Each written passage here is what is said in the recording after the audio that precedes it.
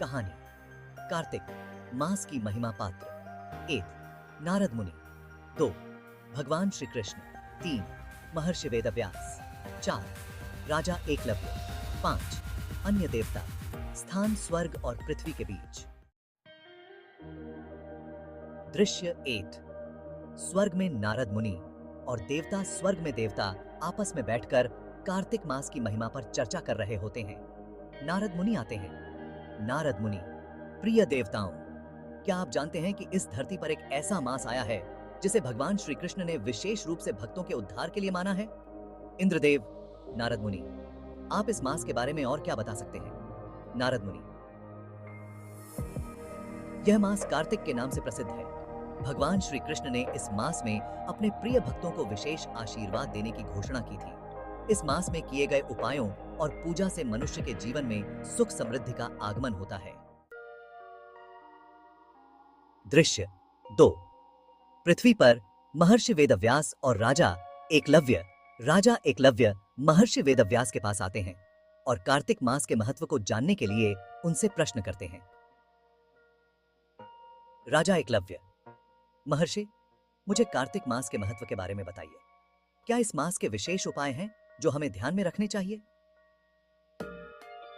महर्षि वेदव्यास, राजन, कार्तिक मास का महत्व अत्यधिक है। इस मास में गंगा स्नान, दीपदान और भगवान विष्णु की पूजा का विशेष महत्व है। इसे तपस्याओं और भक्ति का मास भी कहा जाता है। इस मास में श्रद्धा और भक्ति से किया गया हर कार्य पुण्यदाता होता है। राजा एकलव्य, तो क्या इस मास में विशेष रूप से कोई व्रत या पूजा करनी चाहिए? महर्षि वेदव्यास, हाँ राजा, इस माह में विशेष रूप से कार्तिक व्रत किया जाता है। इस व्रत में गंगा स्नान, दीप जलाना, भगवान विष्णु की पूजा और सत्य बोलने का संकल्प लिया जाता है। इस व्रत से व्यक्ति के सभी पाप समाप्त हो जाते हैं और भगवान की कृपा प्राप्त होती है। दृश्य 3 स्वर्ग में भगवान श्री कृष्ण। भगवान श्री कृष्ण स्वर्ग में देवताओं के बीच आते हैं। नारद मुनि और अन्य देवता उन्हें प्रणाम करते हैं। कहते हैं, भगवान श्री कृष्ण, आपने इस मास के बारे में क्या बताया था? हे नारद, इस मास में जो भक्त दिन रात मेरी पूजा और भक्ति करते हैं उनके जीवन में कोई कमी नहीं रहती। इस मास में श्रद्धा और निष्ठा से की गई पूजा का फल अन्य किसी समय की पूजा से अधिक होता है।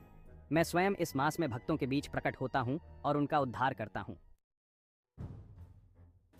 दृश्य 4 पृथ्वी पर कार्तिक माह का पालन। राजा एकलव्य अपने राज्य में कार्तिक माह के महत्व को समझकर सभी प्रजा को इस मास में भगवान विष्णु की पूजा करने के लिए प्रेरित करते हैं। प्रजा भी भक्तिभाव से पूजा करती है और दीप जलाती है। प्रिय प्रजाजन, हम सब मिलकर इस कार्तिक मास में दीप जलाएं, गंगा स्नान करें और भगवान विष्णु की पूजा करें। इस मास में किए गए हर अच्छे कार्य का फल हमें जीवन भर मिलेगा। दृश्य 5 धन्यवाद और आशीर्वाद। जो भक्त इस मास में मेरे नाम का स्मरण करता है और मेरी पूजा करता है, मैं उसकी हर इच्छा पूरी करता हूँ। इस मास में दीप जलाकर प्रेम और श्रद्धा से किए गए हर कार्य का फल अनंत होता है। हे भगवान, आप सभी के जीवन में सुख और समृद्धि लाएं। कार्तिक मास की महिमा सदैव बनी रहे। समाप्ति कार्तिक मास की महिमा को बताते हुए सभी देवता और भक्त भगवान श्री कृष्ण के आशीर्वाद से आनंदित हो जाते हैं। ध्यान दें, कार्तिक मास को हर साल दीपावली के आसपास मनाया जाता है और यह विशेष रूप से भक्तों के लिए एक पुण्य काल माना जाता है जिसमें पवित्रता और भक्ति का महत्व बहुत अधिक होता है।